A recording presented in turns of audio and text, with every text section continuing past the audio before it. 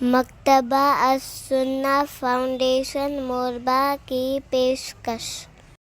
روزے کا مقصد تقویٰ ہے اور تقویٰ انسان کی دنیا اور آخرت کی کامیابی کے لیے ضروری ہے۔ تقویٰ والے بننے سے ہمیں کیا ملے گا؟ نمبر 1، قرآن سے ہدایت۔ اللہ سبحانہ و تعالیٰ سورہ بقرہ میں فرماتے ہیں کہ اس کتاب کے اللہ تعالیٰ کی کتاب ہونے میں کوئی شک نہیں، پرہیزگاروں کو راہ دکھانے والی ہے۔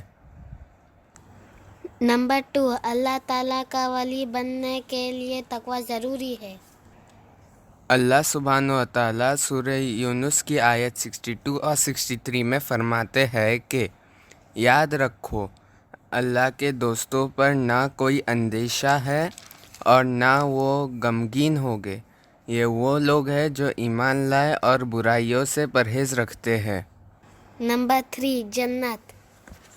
اللہ تعالیٰ سورہ آل عمران میں فرماتے ہیں کہ اور اپنے رب کی بخشش کی طرف اور اس جنت کی طرف دوڑو جس کا عرض آسمانوں اور زمینوں کے برابر ہے، جو پرہیزگاروں کے لیے تیار کی گئی ہے۔